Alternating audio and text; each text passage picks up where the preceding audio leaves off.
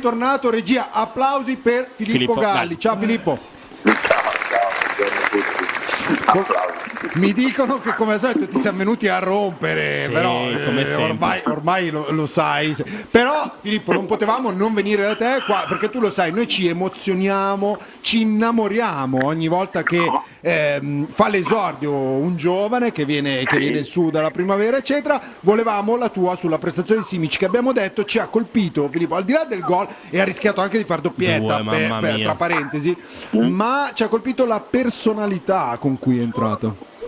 Sì, direi di sì, insomma, credo che abbia dimostrato, come dire, una maturità inaspettata, no? Per un ragazzo comunque che aveva giocato fino all'altro giorno in primavera. È vero che lui ha fatto un po' la trafila delle nazionali nel suo paese, però è indubbio che anche come ha parlato dopo la gara dimostri di avere una maturità, non dico consolidata, ma certamente che secondo me è un ragazzo che farà strada, che ovviamente come abbiamo già detto anche per Camarda, che si tratta di un ragazzo che ha 3 anni in più, se non vado errato, va accompagnato, no? Anche lui, è chiaro, l'esordio è andato tutto bene, è stato bravissimo perché ha avuto grande attenzione, grande capacità di scelta sia dell'anticipo piuttosto che del saper temporeggiare. È stato poi il gol, che insomma esordire a San Siro bello poi che non si possa chiedere di più. Sì, perché è stato l'inizio del suo. Bravo, l'ha fatto quel gol, non è che gli è capitato. No, un difensore che parte il calcio d'angolo, la palla esce fuori, di solito magari rientra verso la sua posizione, dopodiché non so se siano indicazioni che ha dato Pioli o quant'altro, però lui è rimasto lì e si è buttato su sta palla per anticipare il difensore, quindi ci cercato, come avete detto voi, quindi davvero complimenti a questo ragazzo e speriamo che il Milan abbia trovato un possibile quarto, quinto, terzo, secondo difensore centrale, insomma, che possa davvero essere utile nelle rotazioni che, come abbiamo visto, sono sempre più frequenti. Beh, fisicamente dicevamo, ragazzo non è messo malissimo, avevo visto i quadricipiti, fanno provincia praticamente. Sì, però io ho visto quella cosa lì, quadricipiti, lui non si infortuna, speriamo innanzitutto, però non è quello, cioè giocare a calcio non è che bisogna, io lo dico lì volevo arrivare, infatti. Io vado, so che vado controcorrente rispetto a tutta questa idea dell'atletismo, della forza fisica e quant'altro. Per carità, dobbiamo essere atleti, i giocatori devono essere atleti, ma non conta un quadricipite che abbia più circonferenza rispetto ad un altro, sono tante altre le cose, la funzionalità delle gambe di un giocatore. Comunque va bene, andiamo oltre. No, però io volevo arrivare lì, Filippo, perché sto chiudendo il nuovo romanzo e questo concetto qui l'ho messo dentro, perché da quando Filippo mi ha fatto ragionare su questa cosa qua, io frequento comunque ambienti di bambini che giocano a calcio, ci ho fatto più caso e quindi l'ho inserito dentro, quindi merito è di Filippo, non mio. No, ma per carità, voglio dire, siamo sempre qui, dobbiamo lavorare perché uno deve diventare più veloce, perché deve raggiungere la sua velocità massima, perché deve arrivare sul pallone a velocità massima, di arrivare prima di quell'altro, ma è davvero necessario che lui raggiunga la sua necessità massima, la sua velocità massima, o è giusto che arrivi al momento giusto, al posto giusto? Cioè, voglio dire, non è quello, non è quello, dobbiamo un po' toglierci questa idea. Adesso è chiaro che quindi è difficile in radio riuscire a esprimere compiutamente un concetto, però non è quello. Il calcio non è solo fisicità, atletismo, corsa, perché sennò che cosa è successo a Newcastle? Che dopo una partita che abbiamo giocato per 60 minuti sotto schiaffo del Newcastle, poi a un certo punto è venuta fuori la preparazione atletica, ma no, evidentemente sono cambiati gli equilibri psicologici, mentali, emotivi, la partita è cambiata e quindi la squadra ha cominciato, aveva più metri da fare, ripartita facendo qualche giocatore 30, 40, 60 metri di corsa a tutta velocità, e allora cos'è? Prima non ce le aveva? No, esatto, noi poi abbiamo bisogno di calciatori, non di cavalli. Esattamente.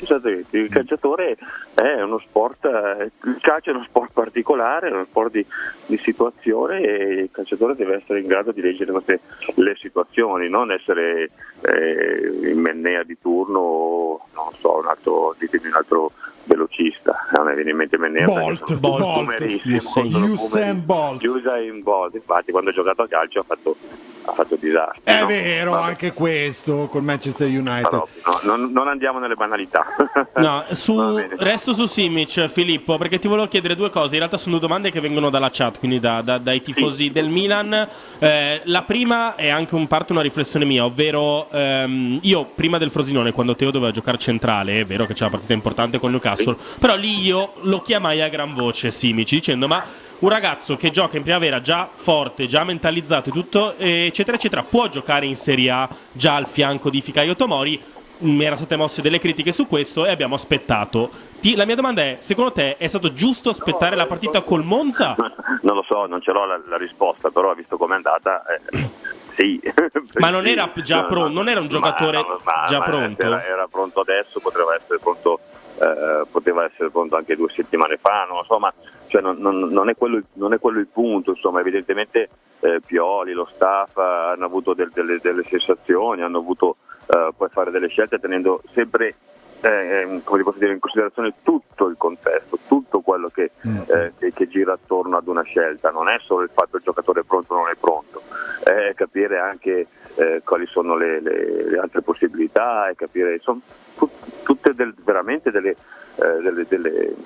piccolezze che a noi da fuori sfuggono, invece quando sei lì dentro ti arrivano tutte addosso e devi fare delle scelte. Lui ha fatto una scelta, adesso insomma stare qui a disquisire se Pioli dovesse far giocare prima Simic o meno, veramente secondo me non andiamo da nessuna parte. No, non abbiamo neanche gli elementi. Il ragazzo è esordito, siamo tutti contenti e quindi speriamo. Ha rigiocato Bartesaghi, un altro giocatore secondo me Cuenca. Sì, no, ma secondo me la primavera ci sono, no, dei giocatori bravi nel settore giovanile, alcuni vengono dall'attività di base, quindi l'altro ieri pareggio nel derby.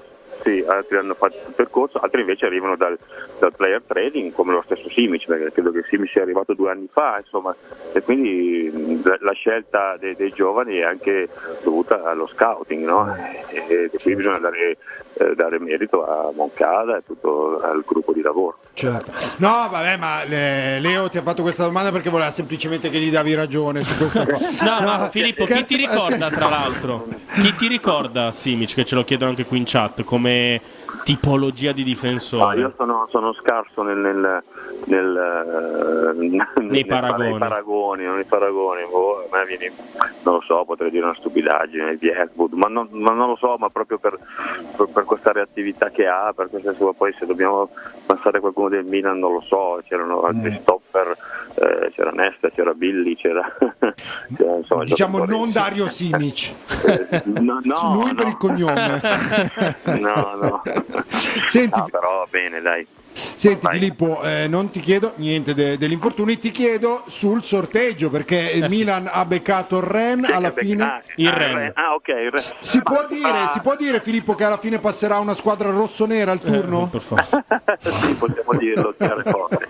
No, il Ren quest'anno mi sembra che il campionato sia un po' in difficoltà, non stia ripetendo un po' gli ultimi campionati. Sono squadre francesi, sono squadre insomma che hanno sempre prese con le pinze, come si suol dire, o con le molle, non lo so, con le pinze direi.